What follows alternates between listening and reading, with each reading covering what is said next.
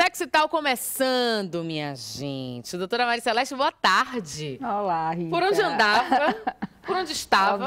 Por aí mesmo, trabalhando muito, vivendo muito essas histórias. Muito bem. Olha, hoje a gente vai conversar com a doutora Maria Celeste sobre esse tema que você sugeriu. Intimidade verbal. Você tem coragem de pedir tudo na hora do sexo? E a gente tem um povo aí na rua, né? Que fez pergunta para a doutora Maria Celeste. Então vamos começar esquentando esse negócio. Na hora do sexo, fica com vergonha, vale tudo, como...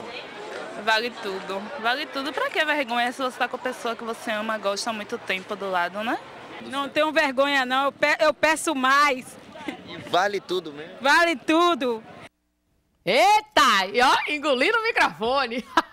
Doutora Maria Celeste, boa tarde mais uma vez. Os casais têm essa dificuldade mesmo de pedir, de dizer ao outro o que quer, as mulheres de mostrar o caminho do seu prazer? Ai, que bom se todo mundo fosse exatamente como essas duas que disseram, Rita, mas como as pessoas mentem, não sei se essas estão mentindo, mas se mente muito em relação ao sexo, se mente muito. Porque, na verdade, assim, eu costumo dizer, como um autor que diz assim, que ele diz que as palavras que estão em banheiro público, né, aquelas palavras horrorosas, só são bem vividas, ou deveriam ser bem vividas, se fossem entre quatro paredes. Porque, na verdade, não é. Por isso que está externando ali, né? Exatamente. Então, muita gente diz que tem coragem de dizer e que diz tudo, mas muita gente não sabe nem o que dizer, né? Porque existe assim, na verdade, essa coisa do falar, do sexo, é uma coisa muito, muito pessoal e assim, as pessoas não confessam. E demonstrar, não confessam. E pegar a mão e colocar onde quer. Com certeza. Ou olhar, revelar esse desejo do que se quer. Com certeza, mas é muito difícil, Rita. Eu atendi ontem uma pessoa, não posso nem dizer porque é pública, e ele também é muito público e foi uma consulta maravilhosa. Eu tenho certeza que ela saiu muito feliz, porque assim, ela tem 48 anos e tem 3 anos que começou a se relacionar. E aí, veja bem, ela não consegue sair daquilo mesmo de antiga, quer dizer, do que levou ela, sabe? Do que levou ela a não ter essa relação sexual mais cedo, quer dizer, uma profissional, uma pessoa de gabarito, conhecida na Bahia e que nunca teve, há 3 anos, começou a se relacionar sexualmente. Quer dizer, não tem coragem de se expressar de hipótese alguma, ela não tem coragem.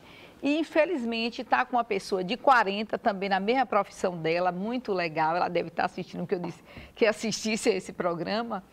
E que os dois estão precisando conversar mais sobre sexualidade. Até comentei com ela que ela deveria fazer uma terapia. Porque uma das coisas uma das propostas que a gente faz em terapia é, fora da cama, eles fazerem uma dinâmica, nós fazemos uma dinâmica, para eles falarem esses nomes que muitas vezes nunca soltaram na vida. E, por outro lado, assim, a mulher gosta muito de ouvir, né? Existe, eu acho que é hormonal essa coisa, os órgãos do sentido todos são usados durante a relação sexual.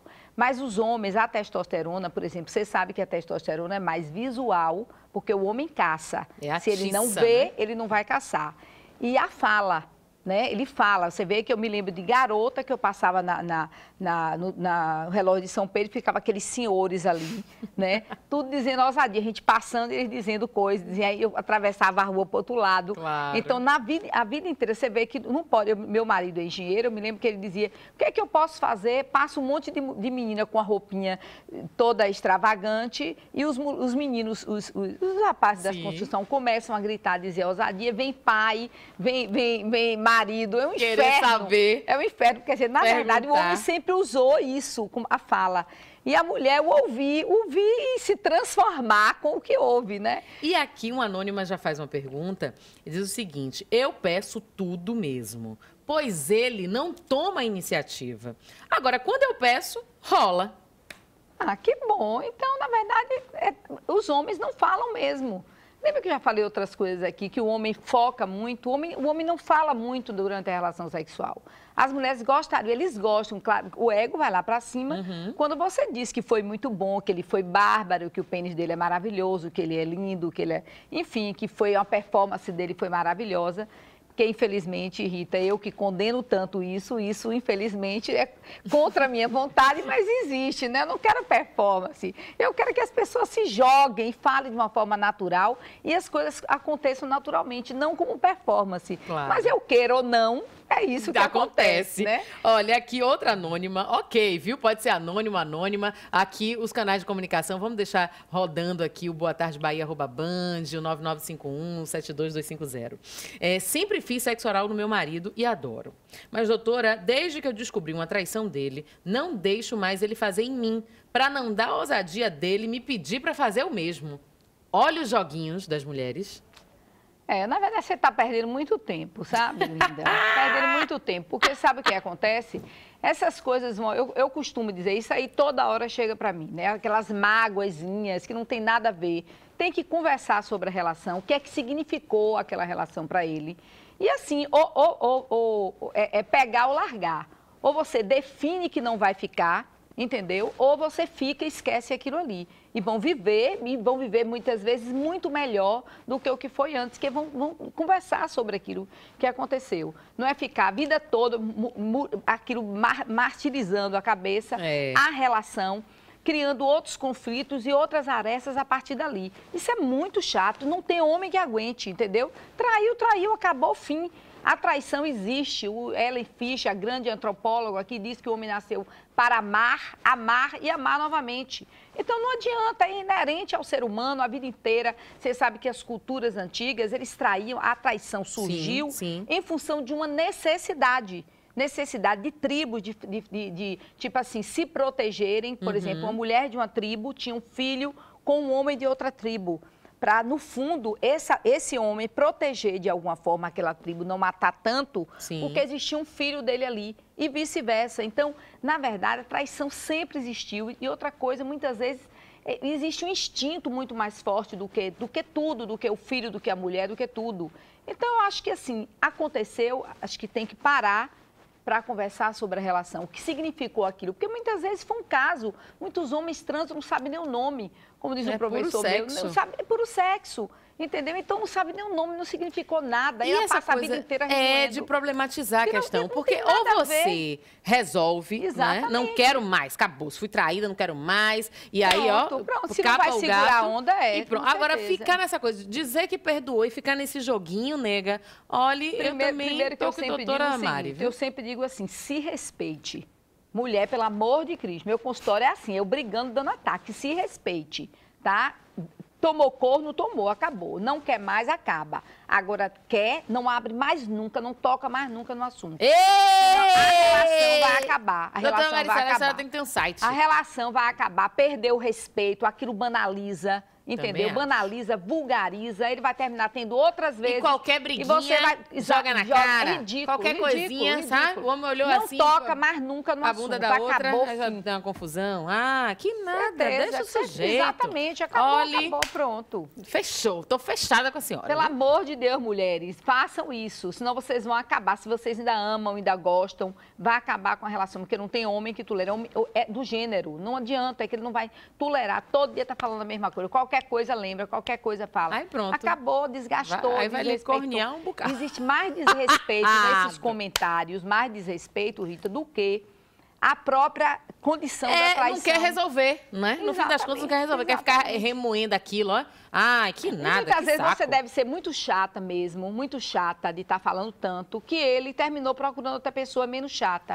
Marcelo mandou um e-mail aqui dizendo o seguinte: queria tirar uma dúvida com a doutora. Tenho 33 anos, sou bem estruturado na vida, muito simpático, etc. Porém, em relação a relacionamentos, doutora, pra mim é muito complicado, viu? Me separei de minha última namorada há poucos meses, pois pra ela o sexo era uma tortura.